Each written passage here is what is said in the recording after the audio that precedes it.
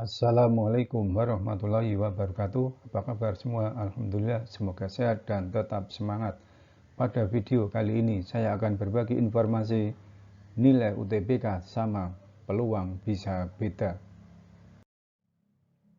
Banyak siswa dan orang tua yang belum mengetahui bahwa nilai ujian tulis berbasis komputer atau UTBK yang tercantum di sertifikat hasil tes masih akan melalui proses pembubutan saat masuk ke LTMPT atau lembaga tes masuk perguruan tinggi.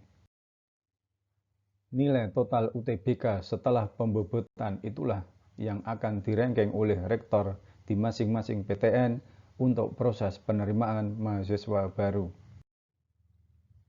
Hal ini dijelaskan Wakil Ketua LTMPT, Joni Hermana, saat dihubungi. Proses pembobotan inilah yang dapat membuat dua nilai UTBK yang nilai totalnya sama, bisa saja akan memiliki nilai total terbobot yang berbeda. Hal ini terjadi akibat bobot nilai subtes berbeda saat melamar pada program studi atau prodi yang sama, sehingga peluang diterimanya juga menjadi berbeda.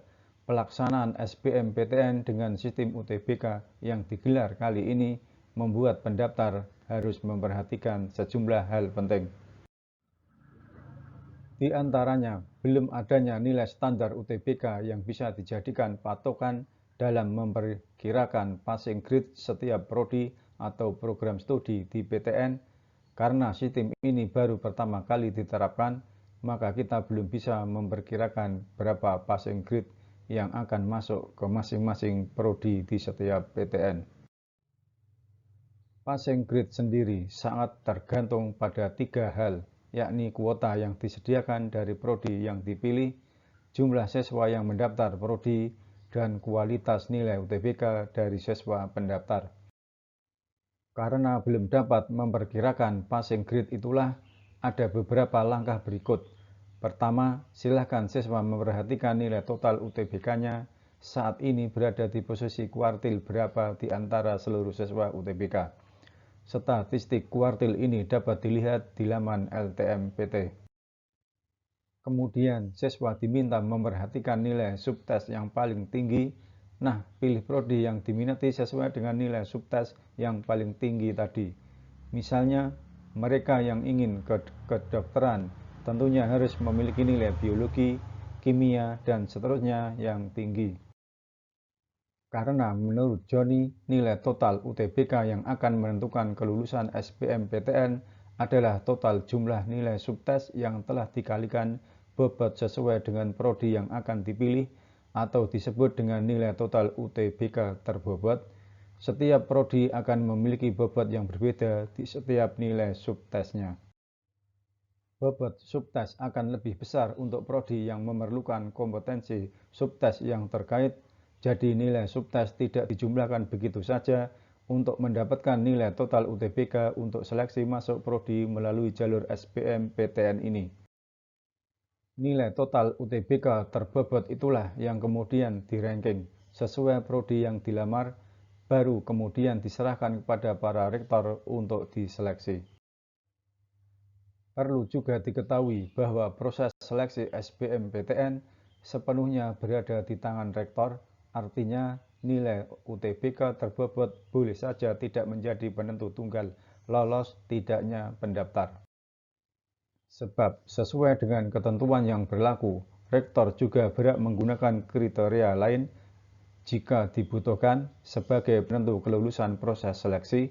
Penggunaan kriteria lain atau hanya akan menggunakan nilai total UTBK saja, itu adalah sepenuhnya kewenangan rektor PTN yang bersangkutan. Hal itu secara definitif akan ditetapkan pada pertemuan Majelis Rektor Perguruan Tinggi Negeri atau MRPTNI. Secara undang-undang, memang seleksi penerimaan mahasiswa baru sepenuhnya hak kewenangan rektor masing-masing PTN. Dari penjelasan di atas, meminta pendaftar dan orang tua siswa memahami jika ada dua nilai UTBK yang sama atau dijumlahkan begitu saja dari nilai-nilai subtes, maka kedua nilai UTBK itu belum tentu akan memiliki peluang dan bobot yang sama. Contoh, ada dua siswa dengan nilai UTBK yang sama-sama 800 atau yang tercantum dalam sertifikat hasil UTBK. Namun nilai siswa A memiliki nilai subtes matematika yang lebih tinggi, maka total nilai UTBK-nya bisa berbeda saat kedua siswa itu memilih prodi yang berbeda. Si A akan memiliki nilai total dan peluang yang lebih baik jika memilih prodi informatika, sementara B yang nilai kimia dan biologi lebih tinggi akan lebih berpeluang diterima di prodi kedokteran. Jadi sangat tergantung pembobotan nilai subtes sesuai dengan prodi yang diminatinya. Demikian informasi yang dapat disampaikan, semoga bermanfaat. Terima kasih. Assalamualaikum warahmatullahi wabarakatuh.